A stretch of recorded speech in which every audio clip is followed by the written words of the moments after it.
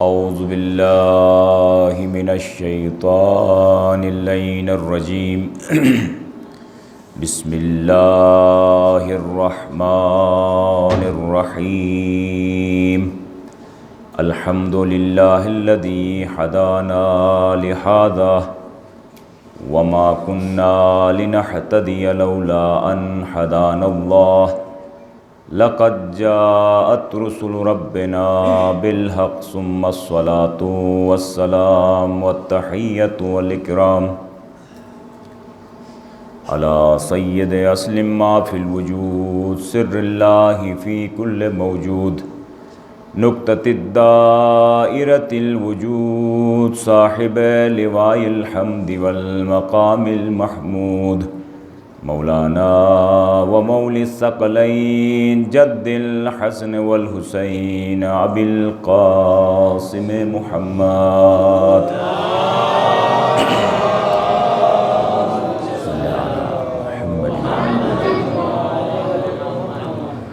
وعلی اہل بیتہ النبوۃ وموضع الرسالۃ ومختلف الملائکہ ومحبت الوحی ومعدن الرحمت وخزان العلم واصول الکرم وقادت الامم وعناصر الابرار وساسة العباد وارکان البلاد رب اشرح لی صدری ویسر لی امری واحلل عقدۃ من لسانی یفقہوا قولی فقد قال اللہ فی کتابہ المجید وہو اصدق الصادقین بسم اللہ الرحمن الرحیم فاقم وجہک للدین حنیفا فطرۃ اللہ التی فطر الناس علیہا لا تبدیل لخلق اللہ ذالک الدین القیم ولكن اکثر الناس لا يعلمون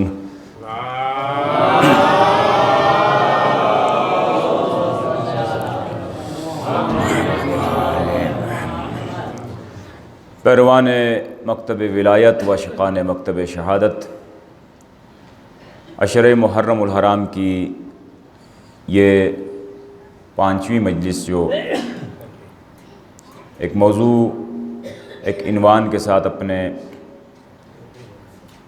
اس امام بارگاہ کی حساب سے 5ویں مجلس ہے، چاند کے اعتبار سے آج 6 محرم ہے، تو عزیزان محترم ہم اپنے 5ویں مرحلے میں داخل ہو چکے ہیں اور ایک الہی معاشرے کی تشکیل کے عصری تقاضے کیا ہو سکتے ہیں، ایک سماج ایک معاشرہ ہم الہی بنیادوں پہ کیسے قائم کر سکتے ہیں، اس کی تشکیل کے بنیادیں کیا ہو سکتی ہیں، اس عنوان پہ یہ مجالس جاری ہیں اور طالب علمانہ گزارشات آپ تمام سامعین کے اذہان عالیہ تک منتقل کرنے کی کوشش ہو رہی ہے۔ پروردگار عالم آپ کی سماعتوں کو، آپ کی شرکت کو اپنے بارگاہ میں شرف قبولیت عطا فرمائے۔ آج اس عنوان پہ، جس موضوع پہ بات کروں گا جو کہ کسی بھی معاشرے کی تشکیل کے اندر کلیدی کردار ادا کرتا ہے، وہ خاندانی نظام ہے۔ عزیزان محترم،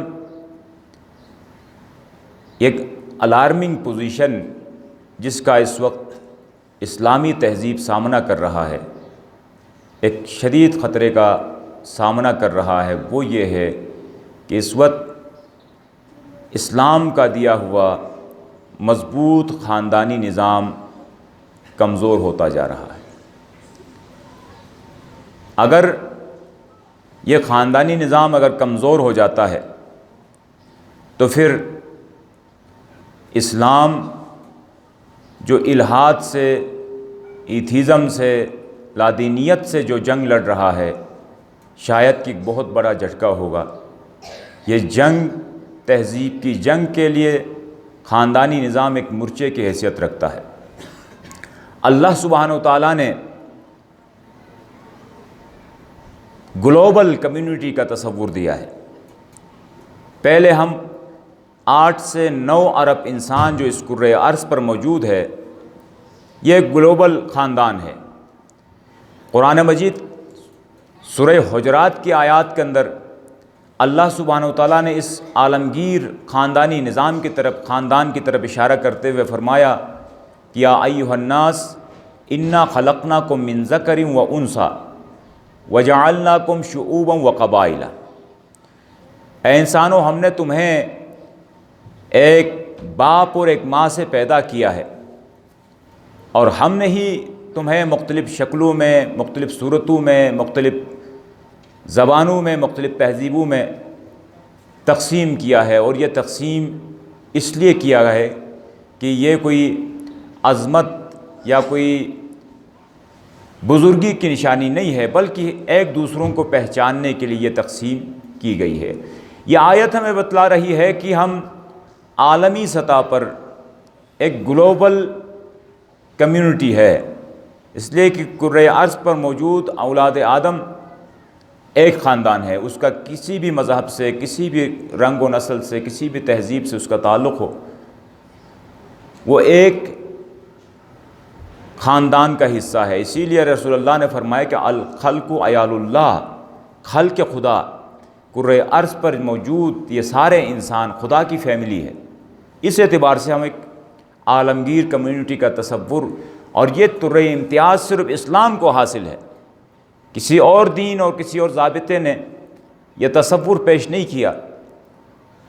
یہ اسلام کا اعزاز حاصل ہے کہ اسلام پورے عالم انسانیت کو ایک کمیونٹی تصور کرتا ہے، الخلق عیال اللہ کے۔ دوسری بات جو ہے وہ خود اللہ سبحانہ و تعالیٰ نے معاشرے کی بنیاد و تشکیل سے پہلے ایک گھر کی تشکیل، ایک خاندان کی تشکیل کی طرف متوجہ کیا ہے، اس لیے کہ اس گھر کی تشکیل کا آغاز ہوتا ہے ایک مرد اور ایک عورت کے عقد کے بعد، شادی کے بعد ایک خاندان کی بنیادوں کا آغاز ہوتا ہے۔ اور انسان تین طرح کی زندگیاں بسر کرتا ہے، بچپن گزارتا ہے، جوانی کے مرحلے میں داخل ہوتا ہے، اور پھر بڑھاپے کے مرحلے میں داخل ہوتا ہے۔ ان تینوں زندگیوں کے اندر انسان محتاج ہے انسان کا۔ اگر باپ ہے تو بچوں کا محتاج ہے، اس کو بچوں کی ضرورت ہے۔ بچے ہیں تو انہیں والدین کی ضرورت ہے۔ یہ احتیاج بتا رہا ہے کہ ایک چھت کے نیچے یہ خاندان ایک چھت کے نیچے زندگی بسر کرے۔ لہذا یہاں پر خاندان کا آغاز ہوتا ہے ایک مرد اور ایک عورت کے عقد کے بعد۔ اب یہی سے جو ہے اس گھر میں آنے والے افراد، پھر ان میں بچوں کے حقوق کیا ہیں، گھر میں بزرگوں کے حقوق کیا ہیں، پھر گھر کے اراکین کے کون کون سے حقوق ہیں جن کو پورا کیے بغیر وہ خاندان نہیں کہلایا جا سکتا ہے۔ عزیزان محترم، ایک چھت کے نیچے چند افراد کا مل بیٹھ کر زندگی بسر کرنے کو خاندانی نظام نہیں کہا جا سکتا ہے اس قرآنی تصور کے حساب سے۔ اگر خاندان کا جو تصور ہے اس وقت پورا ہوگا جب اراکین خاندان کے جو ارکان ہیں وہ ایک دوسروں کے ساتھ خیر کے جذبات رکھتے ہوں، ایک دوسروں کے ساتھ ان کے تعلقات ہوں، حسن معاشرت ہو، احساسات کا خیال رکھتے ہوں، حقوق برابر طریقے سے حقوق تقسیم ہو رہے ہوں، تب اس کو ہم کہہ سکتے ہیں خاندان۔ ورنہ ایک چھت کے نیچے مل کے کھانا کھانا، ایک چھت کے نیچے بیٹھنے کو خاندان نہیں کہا جا سکتا۔ خاندان کے لیے بنیادی طور پر یہ ہے کہ ایک دوسروں کے لیے رحم ہو، محبت ہو، جذبات ہو، فیلنگز ہو، حقوق کی ادائیگی ہو۔ اگر کہیں پر بھی یہ چیزیں منقطع ہوتی ہیں تو بس ہم یہ کہہ سکتے ہیں کہ ایک ہجوم ہے جو ایک چھت کے نیچے زندگی بسر کر رہی ہے۔ درود پڑھے محمد وآل محمد کی ذات پر۔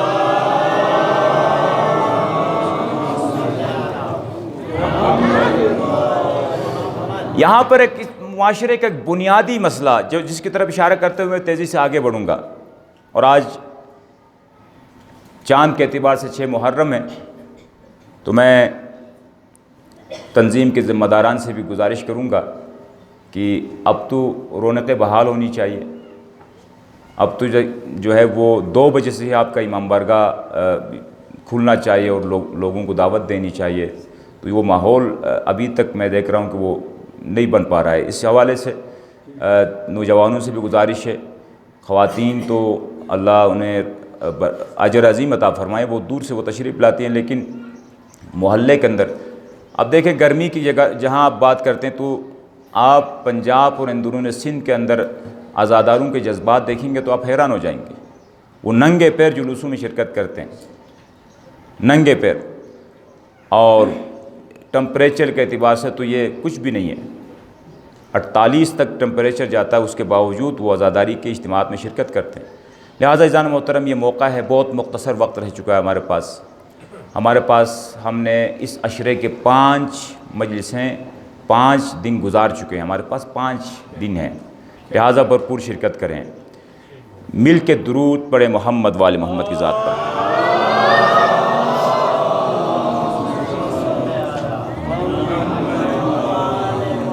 یہ بنیادی ہم سب کی ضرورتوں کے متعلق کچھ باتیں میں عرض کرنے جا رہا ہوں کہ ایک مرد اور ایک عورت کے درمیان جب عقد ہوتی ہے تو یہاں 2 تہذیبیں، 2 مزاج، الگ الگ مزاج آپس میں ملنے لگتے ہیں. عقد کا مطلب لفظی مطلب جو ہے وہ باندھنا، 2 انسانوں کو باندھنا. مثلا مرد ہے، اس کی گرومنگ، اس کی تربیت الگ انداز سے ہوئی ہے، وہ چیزوں کو الگ انداز سے دیکھتا ہے، اس کی پسند ناپسند الگ ہے، اس کی تعلیم و تربیت کے مراحل وہ الگ ہوئے ہیں.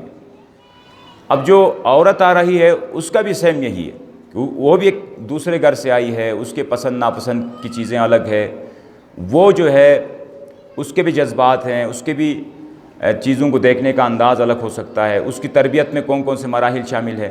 لہٰذا بالکل الگ 2 انسانوں کو آپس میں ملانے والی اس عمل کا نام ہے عقد نکاح. یہ اس لیے عقد کا لفظ استعمال کیا گیا ہے کہ دونوں اپنے اپنے سابقہ تجربات اور سابقہ ان کے تربیت کے مراحل کو یکجا کریں، کمپرومائز کریں.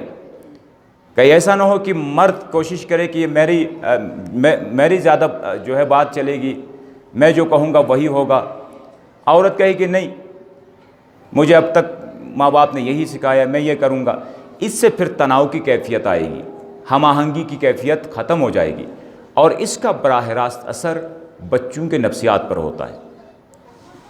اور پھر بچے احساس کمتری کے شکار ہو کر معاشرے میں آتے ہیں، اور جب معاشرے میں احساس کمتری کے شکار ہو کر آئیں گے، خصوصیت کے ساتھ اس زمانے کے اندر، کہ وہ بچے کسی کام کے قابل نہیں ہوں گے. لہٰذا پہلا اسلام کا پہلا پیغام یہ ہے کہ میاں بیوی کے درمیان جو تعلقات ہے وہ حقوق پر مبنی ہو. ایسا نہیں کہ سارے حقوق مرد کو حاصل ہے، یا ایسا بھی نہیں ہے کہ سارے حقوق عورت کو حاصل ہے. برابر برابر حقوق ہیں. ان حقوق کو برابر جب ادا کریں گے تو پھر ایک حسن معاشرت وجود میں آئے گی. اسی لیے کہا جاتا ہے کہ احترام دو، احترام ملے گا، محبت دو، محبت ملے گا. دوسرا جو ہے اس خاندان کا دوسرا رکن ہے، وہ اس گھر میں آنے والے بچے ہیں، اس گھر میں پیدا ہونے والے بچے ہیں. رسول اللہ نے فرمایا کہ اکرموا اولادکم، اپنی اولاد کا اکرام کرو، احترام کرو. جب بچوں سے احترام سے پیش آئیں گے تو وہ پھر احترام اور محبت واپس پلٹ کے ہماری طرف آئے گی. اس لیے عزیزان محترم یہ بات سمجھنا اس لیے ضروری ہے کہ 20-25 سال پہلے بچوں کی تربیت کا جو انداز تھا، اب وہ تربیت کا انداز بدل چکا ہے. اب وہ بچے نہیں رہیں.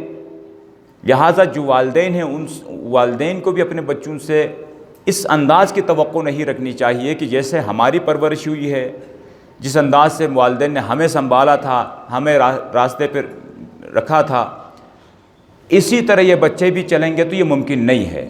اس لیے کہ علماء نفسیات اور عمرانی علوم کے ماہرین کہتے ہیں کہ اس صدی کے اندر جو بچے پیدا ہو رہے ہیں وہ المولود الجدید ہیں، یعنی اللہ سبحانہ و تعالیٰ نے ان کی زندگی کے ایک ایک حصہ اس نئے صدی کے لیے پیدا کیا ہے۔ اگر تربیت کے مرحلے کے اندر ان کے اس عصری تقاضوں کا خیال نہیں رکھا جائے گا تو پھر ایک گیپ آ جاتا ہے جس کو نسلی تفاوت کہتے ہیں۔ ایک نسل دوسری نسل سے جدا ہونے لگتی ہے، ایک نسل دوسری نسل سے الگ ہونے لگتی ہے۔ تو نسلی تفاوت جب آئے گا تو پھر بچوں کے ساتھ تربیت کے وہ جو جتنے بھی انتظام ہے، تربیت کا جو پیکج لے کر آپ آئے ہیں، وہ تربیت کا پیکج کمزور ہو جائے گا۔ اور اسی ضمن میں ایک اور بات کر کے آگے بڑھوں کہ عزیزان محترم، اس لیے کہ 10-15 سال پہلے، 20 سال پہلے جب ہم اپنی زندگی کا تجربہ سامنے رکھ کے بات کریں تو مثلا 20 سال پہلے ہمارے والدین ہم سے اگر یہ کہتے تھے کہ آج آپ نے گھر سے باہر نہیں نکلنا ہے تو ہم گھر سے باہر نہیں نکلتے تھے۔ اگر آج کے بچے سے آپ کہیں کہ آپ باہر نہ نکلیں تو وہ پلٹ کے سوال کرے گا کیوں؟ آپ بچے سے کہیں گے، تربیت کرتے وقت ماں باپ بچے سے کہیں گے یہ کام کرو، وہ پلٹ کے پوچھے گا کیوں؟ اب تربیت کرنے سے پہلے یہ لفظ کیوں سمجھانا ہوگا۔ اب کتنا مشکل ہو چکا ہے بچوں کی تربیت، لفظ کیوں سمجھانا ہوگا؟ اس لیے کہ آج کے بچے لاجیکل ہو چکے ہیں، وہ کسی چیز کی تہ تک جا کے حقیقت کو سمجھے بغیر تسلیم کرنے کے لیے تیار نہیں، اور جب زبردستی ہوگی پھر معاملہ خراب ہو جائے گا۔ تیسرا رکن جو خاندان کا وہ گھروں کے اندر موجود وہ بزرگان ہے۔ میں نوجوانوں کی خدمت میں عرض کروں عزیزان محترم، اس وقت ہمارے پاس جو بزرگان موجود ہیں یہ پچھلے تہذیب کی نشانی ہے، پچھلے صدی کی نشانی ہے۔ انہوں نے ایک ایسا دور دیکھا ہے کہ جس میں نہ موبائل تھا، نہ ڈیجیٹل ڈیوائسز تھے، نہ انٹرنیٹ کا نظام تھا، ایک صاف شفاف زندگی تھی۔ زیادہ تر وقت گھر کو دیتے تھے، زیادہ تر وقت لوگوں کے ساتھ بیٹھتے تھے، ان کے لوگوں کے ساتھ فزیکل گیدرنگ زیادہ ہوتی تھی۔ اب وہ نسل تقریباً ہمارے پاس بہت مختصر نسل رہ چکی ہے۔ جدید نسل کے لیے مشکل ضرور ہے، مثلا آج ہمارے بزرگوں کے ساتھ گھروں کے اندر ان کے اپنے بچے ٹائم نہیں دے پاتے ہیں، ان کے نواسے نہیں بیٹھتے ہیں۔ کیوں نہیں بیٹھتے ہیں؟ جنریشن گیپ آ چکا ہے، نسلی تفاوت ہے، نہ ان کے پاس موبائل ہے، نہ ان کے پاس واٹس ایپ ہے، نہ ان کے پاس فیس بک ہے، کچھ بھی نہیں ہے۔ اس وقت ہم سب کی ذمہ داری ہے کہ ان بزرگوں کو ٹائم دیں، وہ پچھلے صدی کے نشانیاں ہیں، پچھلے تہذیب کے نمائندے ہیں۔ ہم نے وہ تہذیب نہیں دیکھی، ہم نے وہ ماحول نہیں دیکھی، لیکن وہ ماحول وہ اپنے سینوں کے اندر، اپنے دماغوں کے اندر لے کے بیٹھے ہوئے۔ اور اس وقت جو خطرناک صورتحال ہے کہ یہ بالکل گوشہ نشین ہو چکے ہیں۔ یہ پچھلی نسل ہمارے ہاں جو بزرگان موجود ہیں، 50 کی دہائی میں جب پیدا ہوئے ہیں، اس نسل کی بات کر رہا ہوں، ان کی گیدرنگ ختم ہو گئی ہے۔ گھر میں بچے ٹائم نہیں دیتے ہیں، نواسے ٹائم نہیں دیتے ہیں، بور ہو جاتے ہیں، پھر یہ کہاں چلے جائیں؟ لہٰذا اس جدید نسل کے اوپر سب سے بڑی ذمہ داری یہ ہے کہ اس پچھلے صدی کی آخری نشانی ہے، اس کا بھرپور استقبال کریں، ان کو بھرپور ٹائم دیں۔ گھر میں جب ہم آئیں تو ہم اپنے واٹس ایپ، موبائل، سارے چیزیں آف کر کے ان کے ساتھ آدھا گھنٹہ، پونا گھنٹہ بیٹھیں۔ یہ کچھ بولنا چاہتے ہیں، ان کو سنیں، ان کو وقت دیں، یہ بھی اجر ہے، اس لیے کہ یہ ہمارے پچھلے تہذیب کی آخری نشانی ہے۔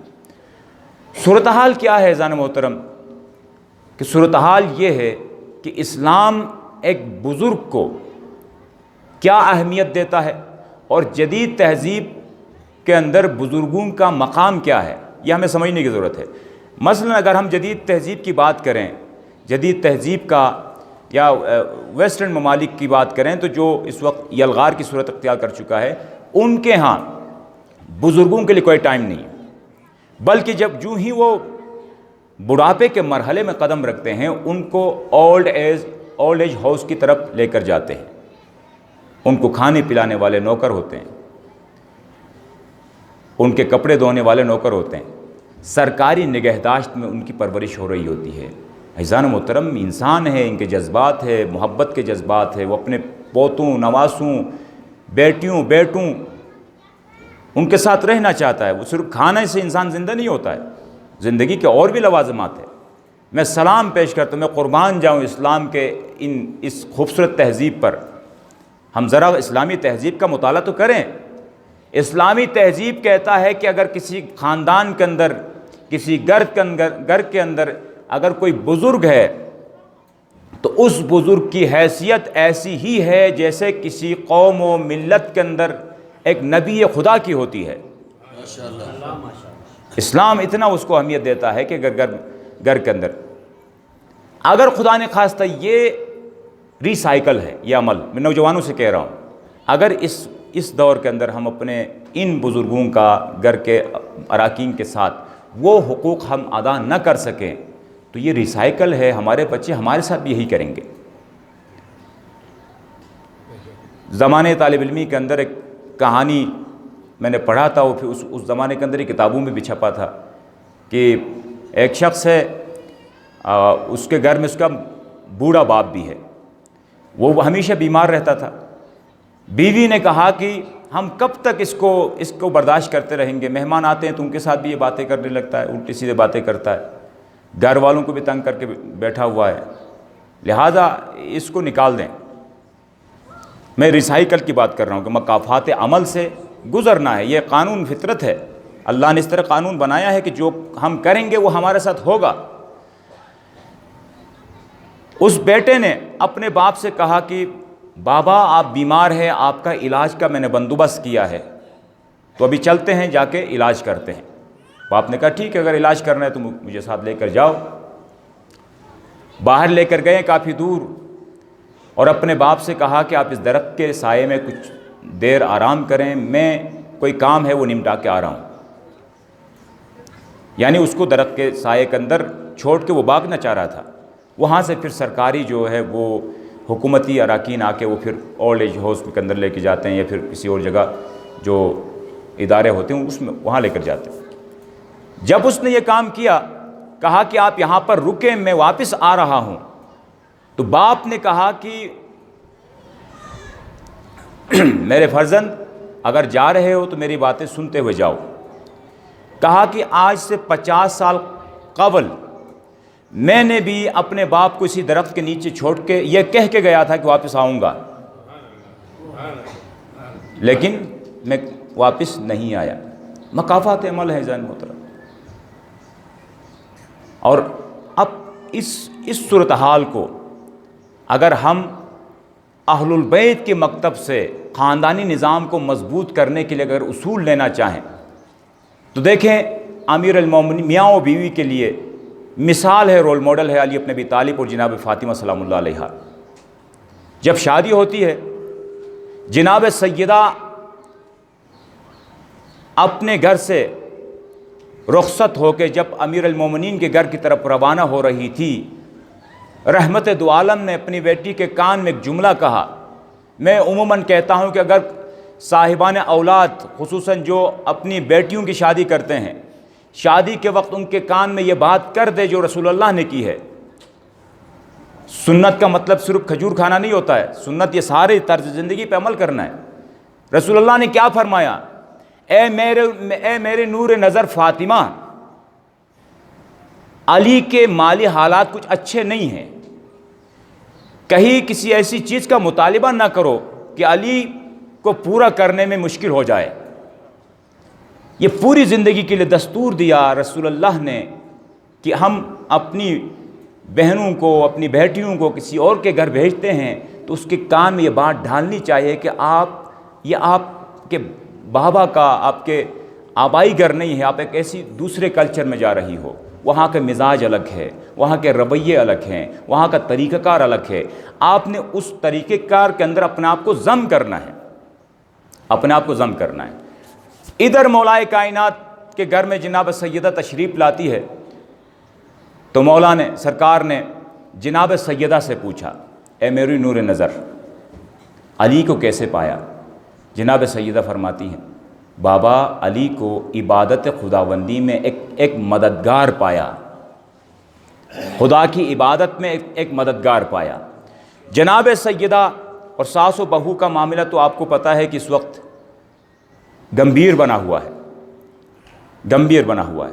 یہ مسائل وہ آئلی مسائل ہیں جن کا باقاعدہ طور پر تجزیہ و تحلیل کے ساتھ حل کرنے کی ضرورت ہے۔ میں تو گزارش یہ کرتا ہوں کہ ہمارے جو مرکزی جامع مساجد ہے وہاں پر ایک ایسا بورڈ تشکیل دیا جائے جو کونسلنگ کریں شادی شدہ افراد کی، ساس بہو کی کونسلنگ کریں۔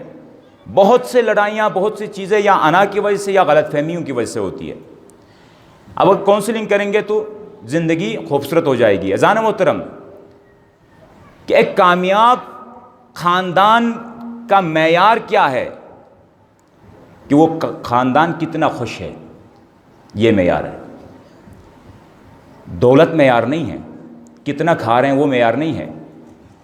بھوکے رہیں، پیاسے رہیں، بیگر رہیں، پھر بھی اگر خوش ہے تو یہ خاندان کامیاب خاندان ہے۔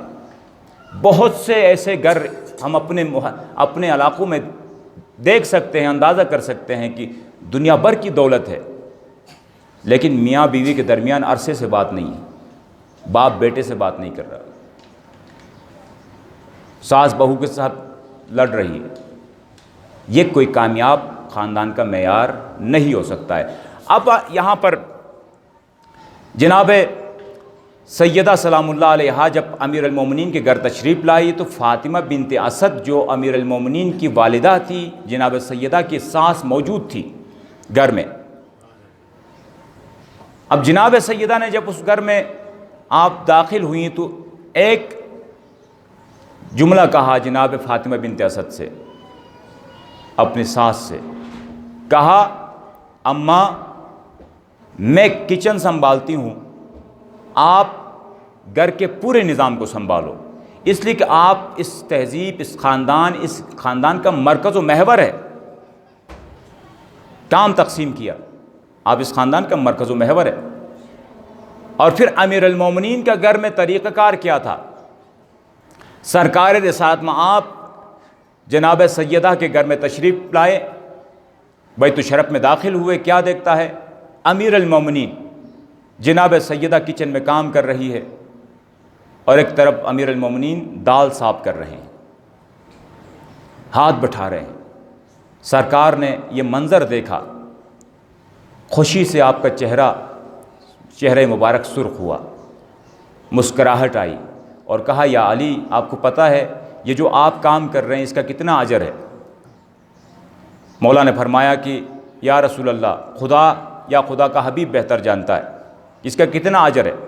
کہا کہ علی، جو بھی اپنے گھر میں اپنے شریک حیات کے ہاتھ بٹھاتا ہے، گھر کے کاموں میں مدد کرتا ہے، اللہ اسے شہداء و صدیقین کا اجر عطا کر دیتا ہے۔ یہ ہم نے خود تقسیم کی ہیں کہ سارے کام عورت نہیں کرنے یا یہ سارے کام مرد نہیں کرنے۔ عورت خاندان کا مرکز، بنیاد ہے، لیکن یہ بات میں عرض کروں کہ جو کام ہم نے اپنے حساب سے تقسیم کیے، ورنہ یہ اجر و ثواب ہے کہ جتنا کام گھر میں عورت کرتی ہے اس کے ساتھ بھی کام کرنا چاہیے، اس کے ساتھ تعاون کرنا چاہیے۔ اور عزیزان محترم، بس میں مصائب کے مرحلے میں داخل ہونے سے پہلے اللہ سبحانہ وتعالیٰ نے 3 طرح کی ولایتیں تقسیم کی ہے۔ اس کائنات کی ولایت و حاکمیت خدا کے پاس ہے، اور اگر خدا کی حاکمیت سے، خدا کے ولایت سے کوئی معاشرہ، کوئی قوم نکل جاتا ہے تو وہ پھر تباہ ہو جاتا ہے، وہ پھر زوال کی طرف چلا جاتا ہے۔ دوسری ولایت، معاشرے کی ولایت، اللہ نے انبیاء اور ائمہ کو دی ہے۔ انبیاء اور ائمہ کی ولایت سے انسان جب نکل جائے گا، کسی جابر و ظالم کی ولایت میں آئے گا، حقوق پامال ہوں گے، کوئی پوچھنے والا نہیں ہوگا، اسی طرح گھر کی ولایت، گھر کی ولایت، گھر کی حاکمیت اللہ نے باپ کو دی ہے۔ اگر گھر کی ولایت سے، باپ کی ولایت سے گھر خالی ہو جائے، حکمرانی نہ ہو، تو وہ گھر، وہ خاندان ویران ہو جاتا ہے۔ یعنی کہ باپ کے اندر یہ جرأت نہ ہو کہ اپنی بیٹی سے، اپنے بیٹے سے پوچھے کہ کہاں گئے تھے، کب آئے ہو، کہاں جا رہے ہو۔ یہ کتنا خطرناک مسئلہ ہے کہ آپ 2019 کے اندر پاکستان کے اندر باقاعدہ ایک بل پاس ہوا پنجاب اسمبلی کے اندر، ڈومیسٹک وائلیشن بل، اور اس بل کے جو مندرجات تھے اس کے اندر یہ باتیں لکھی گئی تھیں۔ وہی تہذیب، وہی قانون جو یورپ میں موجود ہے۔ یورپ کے اندر جدید تہذیب کے جو نام نہاد نمائندہ ہے، اس کے اندر ایک باپ اپنے بیٹے سے اگر یہ سوال پوچھے کہ بیٹا آپ کہاں گئے تھے، آپ یہ موبائل میں کیا دیکھ رہے ہو، آپ کس کے ساتھ بیٹھتے ہو، آپ کہاں پر جاتے ہو، اگر یہ سوالات باپ اپنے بیٹے سے کرتا ہے تو وہاں کا قانون یہ کہتا ہے کہ اگر بیٹا ان سوالات کو اپنی آزادی میں رکاوٹ سمجھے گا تو بیٹے کو حق حاصل ہے کہ وہ باپ کے خلاف قانونی چارہ جوئی کرے۔ یہ جدید تہذیب ہے۔ اور یہاں اسلام کیا کہتا ہے؟ اسلام کہتا ہے کہ باپ کی حاکمیت ہے، حکومت ہے گھر پر، باپ کی حکومت ہے۔ ہاں، باپ کو بھی چاہیے کہ حکومت کیسے کرنی ہے، ڈکٹیٹر بن کے جابر بن کر نہیں، حکومت اس طرح کرنی ہے جیسے رسول اللہ نے مدینے پہ حکومت کی ہے۔ سب کو برابر حقوق ملنے چاہیے، سب کے احساسات کا خیال ہونا چاہیے، سب کے ذہنی اور فکری لیول کو دیکھتے ہوئے فیصلے ہونے چاہیے، یہ پھر حکومت ہوگی۔ اگر ظاہر ہے کہ وہ معیارات نہیں ہوں گے، ایک باپ اپنے خاندان کے اوپر وہ معیارات کے حساب سے حکومت نہیں کرے گا تو وہ اس کی حکومت سلب ہو جاتی ہے۔ بعض اوقات یہ مسائل ہیں شریعت کے اندر عزیزان محترم۔ بس اگر انسان جتنا بھی میچور ہو جائے، جتنی بھی کتابیں پڑھیں، جتنا بھی دانشور ہو جائے، خاندانی نظام کو اگر مضبوط کرنا چاہتا ہے، اور اس کرۂ ارض پر، اس دنیا میں، اس کائنات کے اندر کسی گھر کو اپنے لیے رول ماڈل بنانا چاہتا ہے، تو پھر ایک ہی گھر ہے اس کرۂ ارض پر، اس کائنات میں۔ اس گھر کو کہتے ہیں ہم فاطمۃ ابوہا و بعلہا و بنوہا۔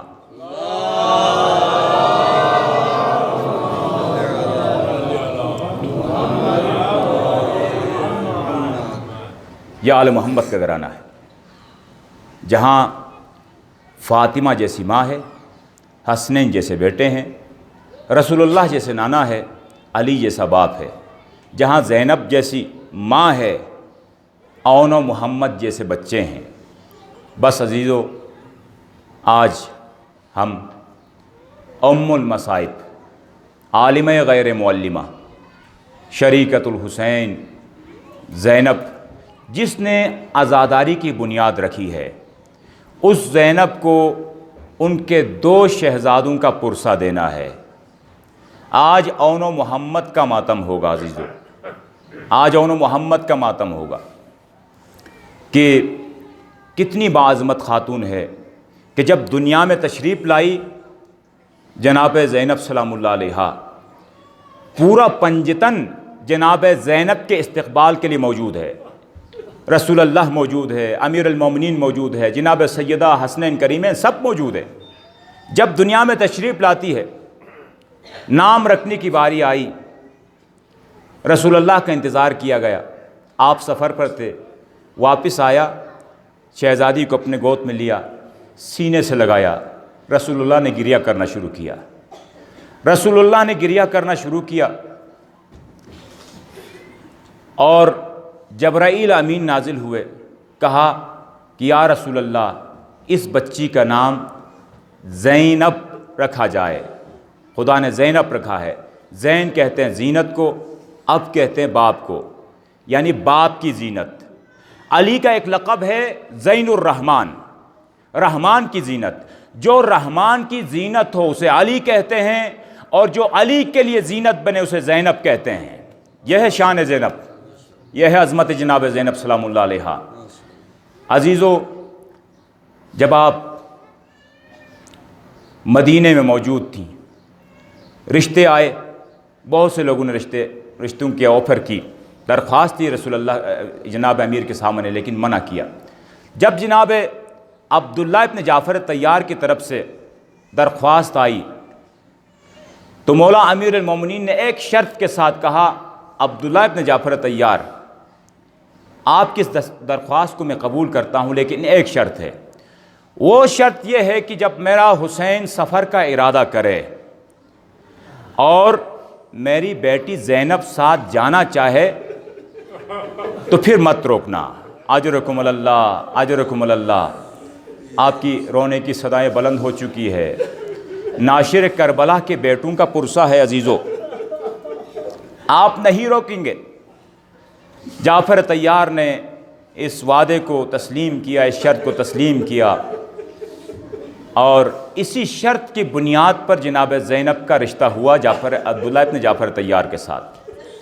سن 61 ہجری کو زہرا کا بیٹا حسین مدینے کو ہمیشہ کے لیے الوداع کہنے کے لیے الوداع کہہ کر کربلا کے سفر کی تیاری کی۔ اعلان ہوا کہ حسین کربلا جا رہے ہیں۔ علی کی بیٹی زینب، جعفر طیار بیمار تھے اور سخت بیمار تھے، بستر پر تھے۔ علی کی شیر دل بیٹی جعفر طیار عبداللہ ابن جعفر طیار کے گھر آتی ہے، جناب عبداللہ کے سرانے پر بیٹھتی ہے اور رونا شروع کرتی ہے۔ عبداللہ ابن جعفر طیار کو معلوم ہوا تھا کہ رسول خدا کا بیٹا حسین مدینے کو، نانا کے مدینے کو ہمیشہ کے لیے خیر بات کہہ کے کربلا آباد کرنے جا رہے ہیں۔ عبداللہ ابن جعفر کو امیر المومنین کی وصیت اور شرط بھی یاد تھی۔ جناب عبداللہ نے کہا، علی کی بیٹی بنت پیمبر کیوں رو رہی ہو، گریہ کیوں کر رہی ہو؟ ایک مرتبہ زینب نے روتے ہوئے کہا، میرے بھائی حسین نے عراق کا سفر کا ارادہ کیا ہے۔ عبداللہ، آپ کو پتا ہے کہ میرے بابا نے ایک شرط رکھی تھی، آپ کو پتا ہے کہ میرے بابا نے عقد نکاح کے وقت ایک شرط رکھی تھی۔ جناب عبداللہ نے کہا، علی کی بیٹی بنت پیمبر، مجھے بالکل یاد ہے، میری طرف سے اجازت ہے۔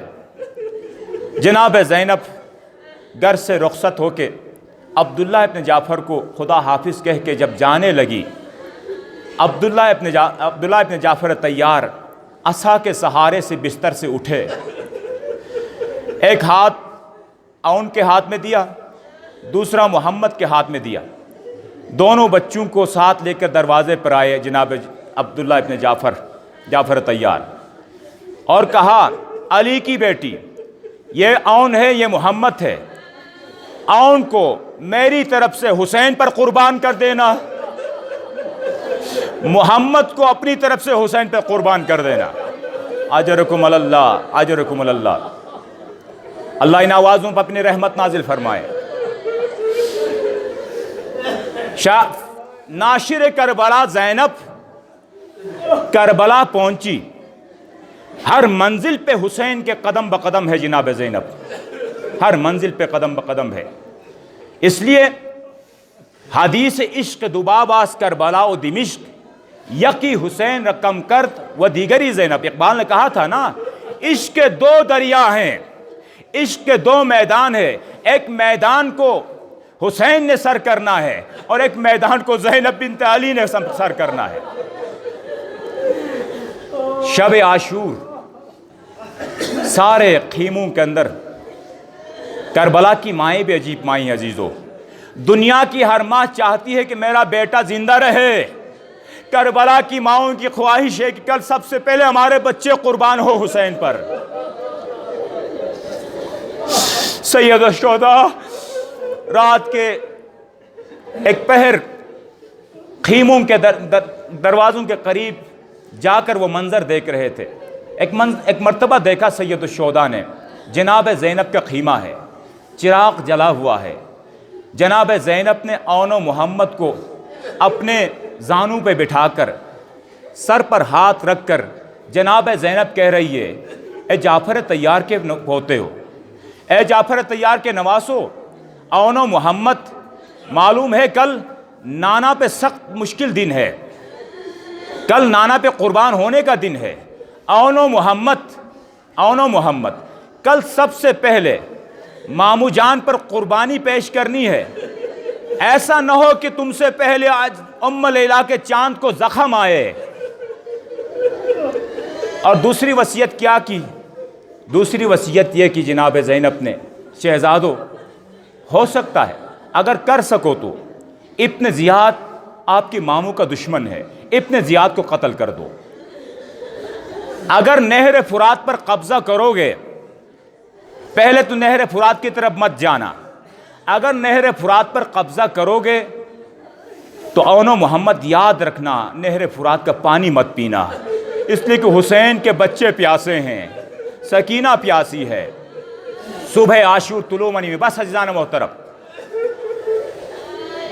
شریکت الحسین زینب مہم مرین چینٹ اون کے محمد تیار چبو جعفر تیار تبرکات نوبل ہو معصوم شو بشمس یٹ نویا جناب سید الشہداء خدمت دشبو دوسم وقت السید الشہداء بدان اون کے محمد اشکل برئی بھئی بدان جناب زینب میں کل برئی بھئی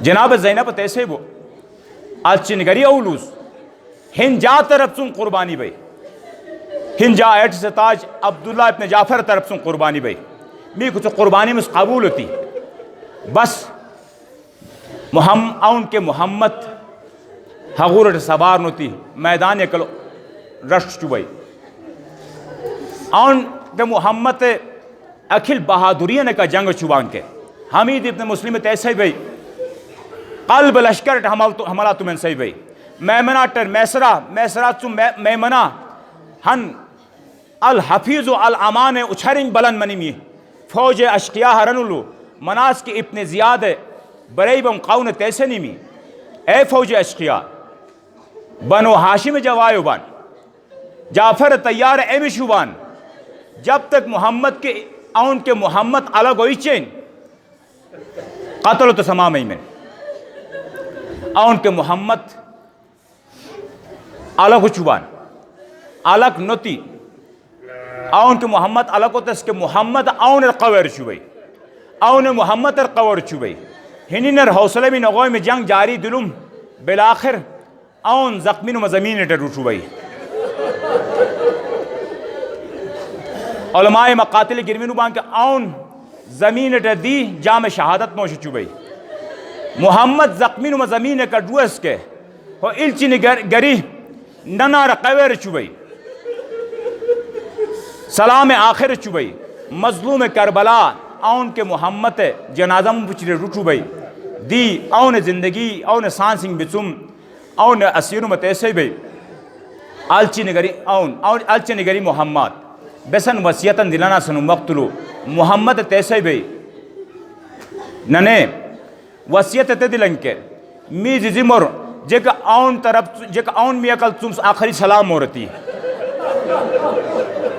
آلتولن سوال تے دلن کے زمر تیموسو کہ می نہر فرات ٹر نیبوم لیکن چھلو می نوبان وسو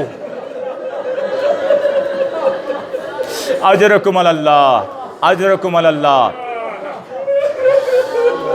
مولا سید الشہداء اون کے محمد لاشو ہو ایک ہتھیار ہارتو نوی روچو بھئی گنج شہیدوں فتو تی برئی میں کے تمام مخدرات اسمت دو ہر چوبان لیکن جناب زینب ہمو یہ شوبان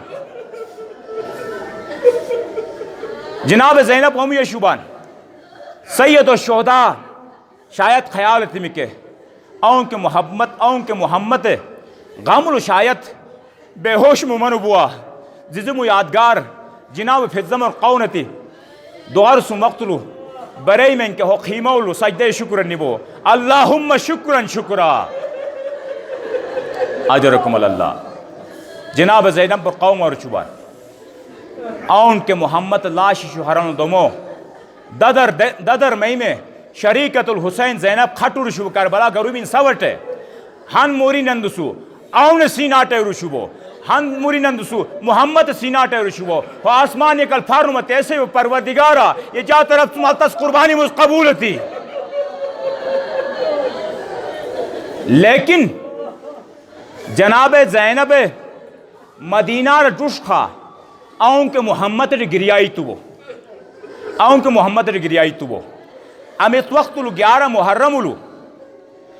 محرم السادات قافلہ کوفہ کر روانات اس کے جناب زینب ہن بے کجاوا اونٹنٹ سوار منوم ہم گودان قتلگاہ ہول گسار چوم یکایک اونٹ ٹم یار نظر بلی میں گودان قتلگاہ کر نپرن پت کے ظاہر دلن امی ومبے اولاد محبت دلم متھنم پھٹ برے مکے اون کے محمد لاشو یوسمو اون کے محمد لاشو نیے تیسے ہی وہ آلچی نگرینز یہ جا طرف تم خدا حافظ یہ شامر گلا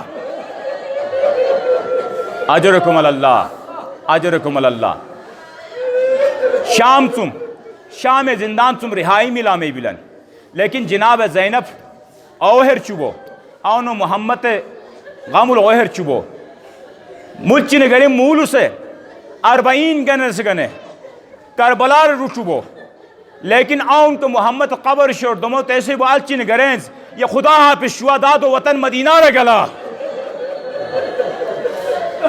مدینہ رو چوبو پیغمبر روزات دمو حسین مصیبت ذکر چوبو علی اصغر مصیبت ذکر چوبو قاسم مصیبت ذکر چوبو لیکن ملچی نگرینز اون کے محمد ذکر چوبو ززم قبر دمو حسین مصیبت ذکر چوبو اون کے محمد ذکر چوبو عاملی دمو ہرمو گوشما ہوئی دمو جعفر ایتے کمرار جو عاملی اون کے محمد اویئی بوم کے ہو پارسلان دیسو کھولا تمو سیبان بے کھولا نیتی آلتاس بشامو دویسمو آلتاس معصوم شو بشامو دویس آمی تشلو اون ہو رشو بوم کے ایلے اون بشافت تمو آمی تشلو محمد رشو بوم کے ایلے محمد بشام نرو تیسا نمو آلچی نگریز لکر بلا تم کھلے رکھا میٹی گری آئی تبا مہاپارتین